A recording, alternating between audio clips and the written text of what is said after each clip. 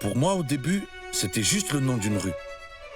Habitué à la traverser pendant mon enfance sans y prêter attention. Il y a quelques années, par le biais de mon père, passionné d'histoire, j'ai eu l'occasion de comprendre un peu plus qui était la Genée Jasmin.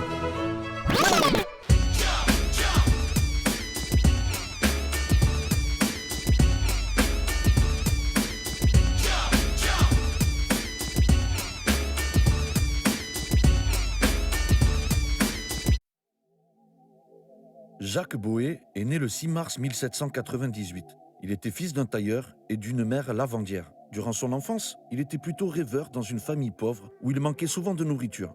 Il a commencé à travailler dès l'âge de 8 ans pour aider son père Jean qui chantait en public des chansons du pays et aurait appris de lui les règles essentielles de la versification. Son grand-père faisait la mendicité et la mort de celui-ci a eu un impact sur lui pour le restant de sa vie. Il s'est inspiré du jasmin que son grand-père portait à la boutonnière pour signer ses premiers poèmes. Sa facilité et son amour pour les études l'ont distingué. Cependant, une petite faute l'a fait renvoyer de l'école. Après une modeste instruction au petit séminaire de la ville, il a commencé un apprentissage chez un coiffeur qui avait été soldat sous Bonaparte. Il se maria avec Marie Barrère le 1er avril 1818 et sa dot lui permit de se mettre à son compte rue Saint-Antoine en apposant un écriteau « Jasmin, coiffeur pour dames ». Il devint rapidement célèbre pour sa dextérité et son habileté avec les chevelures féminines. Son salon devint un lieu de rendez-vous incontournable pour les dames de la ville.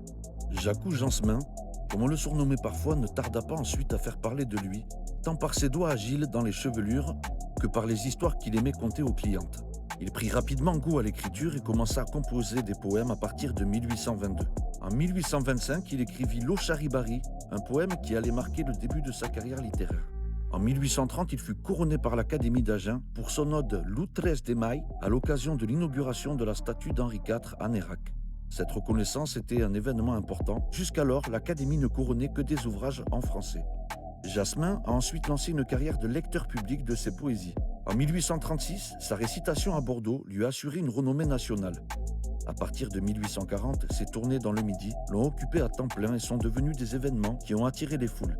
Il a donné en tout plus de 12 000 séances, distribuant les revenus à des œuvres de bienfaisance. Charles Nodier, académicien français, le découvre et lui ouvre les portes des salons parisiens. Il sera même reçu par le roi Louis-Philippe en 1842. On raconte que Jasmin était très fier de sa barbe, qu'il entretenait avec soin. Un jour, il a été invité à un banquet où l'on servait de la soupe. Craignant que sa barbe ne se trempe dedans, il demanda une paille au serveur pour pouvoir boire sa soupette proprement. Sa renommée grandissait à Paris et il fut encouragé par Lamartine et Franz Liszt qui vinrent se faire coiffer dans son salon à Agen en 1844 et avec qui il eut d'ailleurs de longues conversations. Jasmin était connu pour sa générosité envers les plus démunis. Il utilisait toujours une partie de ses revenus pour aider les pauvres de sa ville et même au-delà. Le coiffeur a reçu la médaille de chevalier de la Légion d'honneur en 1846 ainsi qu'une autre médaille de chevalier de l'ordre de Saint-Grégoire-le-Grand. La même année, Jasmin se rendit à Paris pour rencontrer Victor Hugo pour lui remettre une pétition en faveur de la reconnaissance officielle de la langue d'oc. Cette rencontre entre les deux grands poètes fut très cordiale et marqua le début d'une amitié qui dura plusieurs années. En dehors de sa carrière d'écrivain, Jasmin a été un homme politique actif dans sa ville natale. En 1848, il a été élu maire d'Agen, un poste qu'il a également occupé jusqu'en 1855. Il a été aussi membre du conseil général du Lot-et-Garonne. Jasmin est décédé le 4 octobre 1864 à Agen, à l'âge de 66 ans. Sa statue en bronze réalisée par le sculpteur Gabriel Dubré a été inaugurée sur la place qui porte son nom en 1870. Aujourd'hui, une rue de Paris et une station de métro portent également son nom. Jasmin est resté une figure emblématique de la culture occitane et de la poésie romantique française.